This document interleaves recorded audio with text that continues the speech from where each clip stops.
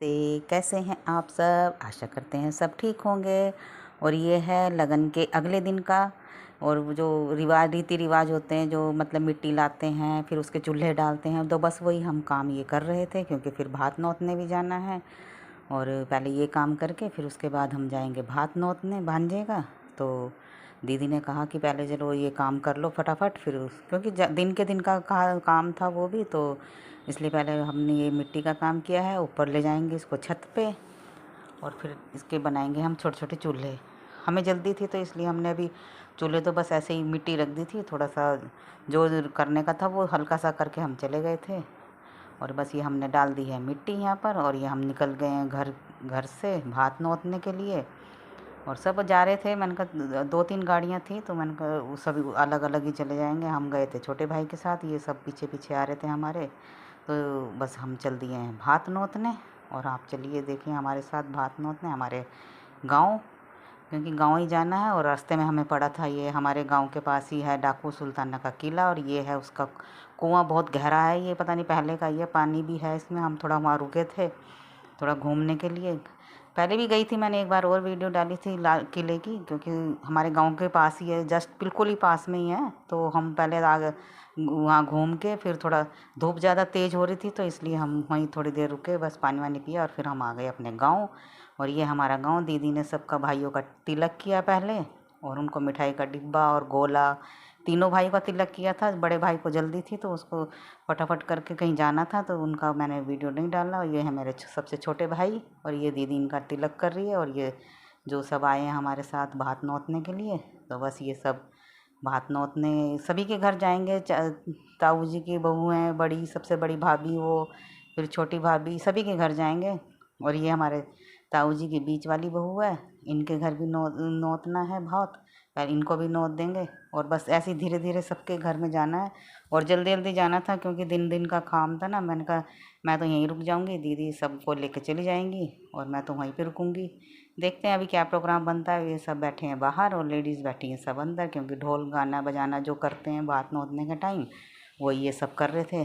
तो सभी भाइयों के घर जाएंगे, ताऊ जी के लड़कों के, चाचा जी के लड़कों के, सभी भाइयों के नौतना होता है। और ये बस हम वहाँ पे चाय पानी, कोई ठंडा, बस ऐसे ही सभी के घर में खाना पीना सब चलता रहा। और भात भी नौतने हो जाता है। और आप लोगों के यहाँ कैसे भात नौतते हैं ये मुझे कमेंट्स करके ज़रूर बताना। और ये गए थे फिर हम, बस ऐसे ही सभी के यहाँ जा रहे थे। और ये हमारे गांव में सबसे बड़ा गुरुद्वारा है। मैंने अंदर बाहर की बस बनाई है, अंदर की नहीं बनाई। ये गेट बंद था अभी, तो शाम को हम गुरुद्वारे भी जाएंगे। मैंने कहा अभी तो दोपहर हो रहा था, कोई 2:30-3 बज रहे थे। और ये हमारे घर के पास ही बहुत बड़ा तालाब है, ये ऊपर उसके घास जम रही है, तो उधर हमारे चाचा जी रहते हैं, उनको ये तालाब पार करके। और ये अब आ गए थे हम सबसे छोटे चाचा जी के यहाँ, तो बस उनके यहाँ भी भात नोत देंगे।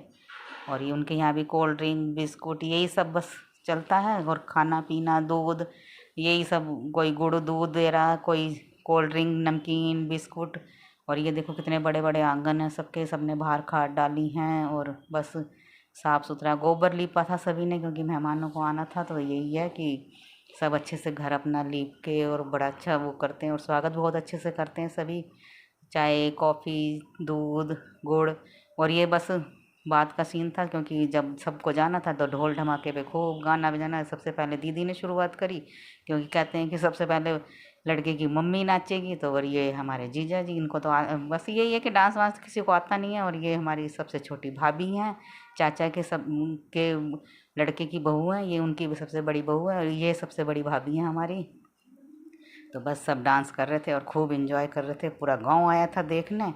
और ये सब बैठे हैं, और ये दीदी इनको बता रही है कि ये बड़ी बहू है हमारी ताऊ जी की, और ये छोटी हैं। सबको ऐसे ऐसे मतलब सभी को पता नहीं होता, तो सबको बताना पड़ता है, ये छोटी हैं ये बड़ी हैं। और बस खूब नाच गाना चलता रहा बात तक, और अच्छे से इंजॉय किया। ये भाई है हमारा बीच वाला, ये बड़ी भाभी के साथ नाच रहे हैं, और सब ने खूब इंजॉय किया है। अभी इन पकड़ पकड़ के ला रहे, क्योंकि यही है ना कि सब खड़े होते हैं तो शर्म आती है, पूरा गांव आता है देखने। और कैसे नाच गाना होता है आपके यहाँ भी मुझे भी कमेंट्स करके बताना। हमारे यहाँ तो यही होता है भात नौतने का प्रोग्राम, ऐसे ही खाना पीना सबके यहाँ ही बस ऐसे ही चलता है। और ये सभी बस नाच गाना चलता है, और सब नाच रहे थे गा रहे थे, बस यही होता है सबके यहाँ। और बस ये होता है भात नोतना। और सब अच्छे से एंजॉय कर रहे थे और सब ने खूब खाया पिया अच्छे से। और गर्मी हो रही थी, गर्मी का भी इतना वो नहीं था क्योंकि हवा चल रही थी, ज़्यादा गर्मी का भी पता नहीं चल रहा था। मौसम भी ठीक था, ना गर्मी ना सर्दी, और अच्छा था। खुला है क्योंकि गांव में तो सभी खुले खुले आंगन बेड़े होते हैं तो इतना पता नहीं चलता। और बाकी शहरों में तो खिंचापिची होती है तो गर्मी भी ज़्यादा ही लगती है। तो ढोल वाले ने खूब अच्छे से ढोल बजाया तो खूब सब ने डांस किया। और करते करते फिर भी शाम हो ही गई थी क्योंकि दिन को निकलना था।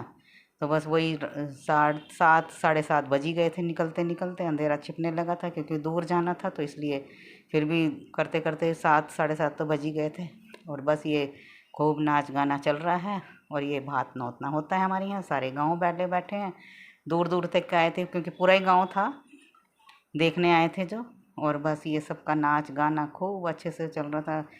और बस आप कमेंट्स करके मुझे ज़रूर बताना आपके यहाँ कैसे नाच गाना होता है, भात ऐसे ही नौता जाता है या कैसे। हमें तो यहाँ हमारा यही होता है भात नौतने का प्रोग्राम।